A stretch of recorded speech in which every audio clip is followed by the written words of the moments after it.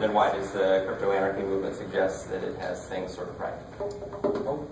Okay, well, crypto-anarchy was identified as a strategy for anarcho-capitalism by Werner Vinge, and I believe Mises is mentioned in the cipher, or no, the Ciphernomicon. But I mean, you know, I don't think these two strains of thought have been really unified very much yet. I would like to see that happen. I mean, I hope that answers your question. I didn't quite. Well, I'm going to really get more on it in a minute, but let's talk to the others for a second. Okay. So, like, I'm not diehard one way or the other. It's just like the best alternative I've seen, and there's obvious flaws with it, but I haven't figured out like a better solution yet. So. Interesting. So for you, I think to be do a little psychology for a second. As a developer, it sounds like for you, the strongest will survive among your own opinions about solutions, right? Is that what you just said? Well, it's the strongest one I've seen so far, and when a stronger one comes along, it will win. Yeah, like better solutions are always, you know, always welcome. That's, yeah. For whom is that a driving way that you make decisions about politics? Yeah. The stronger idea will win. When I come up with a better idea, that one will win. So, lukewarm response. Probably if we phrase it more, you know, who knows? It's like the free market of ideas. The free market of ideas, that thing. Yeah, I mean, that seems like a... So, I heard Cody use the words production and play today, right, when talking about the situation we're in.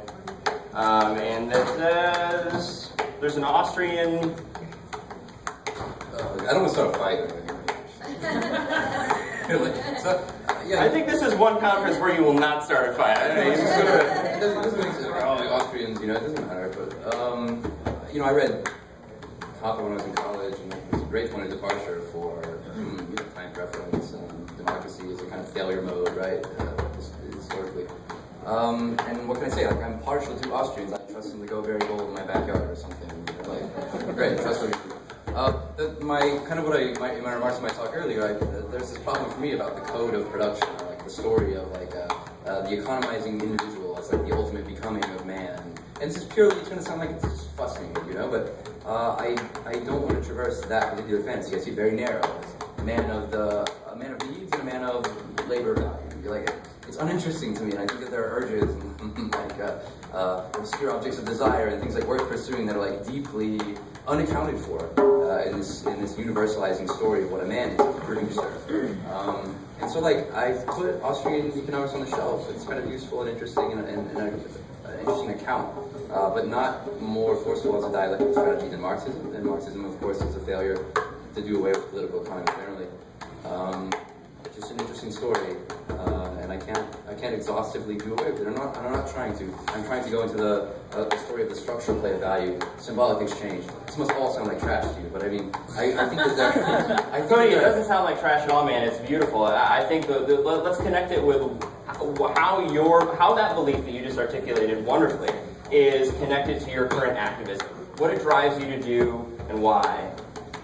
And how it's different. You can put things into value. I use this metaphor. I did it very poorly, but you know, Marx uses this metaphor of labor father and earth mother. You know, when you try to make nature yield into some valuable product. Well, this is sex for children, not sex for pleasure, right? This is a kind of genital metaphor for, well, why do I produce? Well, I produce to reproduce. No, you don't. Sometimes there are just disheartening. You know, like games with death, desire. You know, like these things that are kind of symbolic and encourage responses in other people. There are these games we can play. The system itself responds to these things.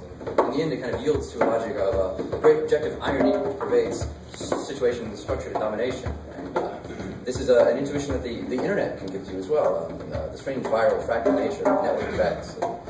Just interesting strategies for like fighting a system which like claims only for itself total domination and omnipotence. You know, it wants to be God. But it's, you know, it's collapsed. It doesn't realize that it's already dead and dying. That's where I am. That's what I'm doing.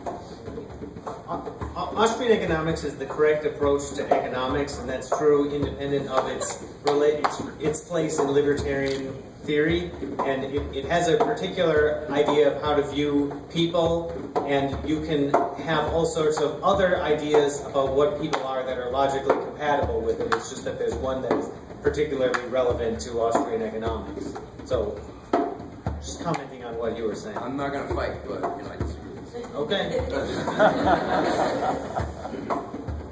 I think there's a very interesting division there that we could go into for hours, and I think that it exists in a lot of the conversations I'm hearing in the hotel rooms, a lot of the conference. I think this is a very interesting split that we've encountered, and it's going to be a lot of fun to talk our way through it, I think, and really figure out what's happening with that particular idea. And I'm not going to sum it up because we just spent about 10 minutes on it.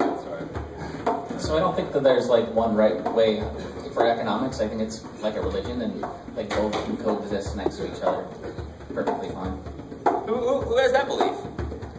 Yeah, it's true. And who explicitly believes there's one right way?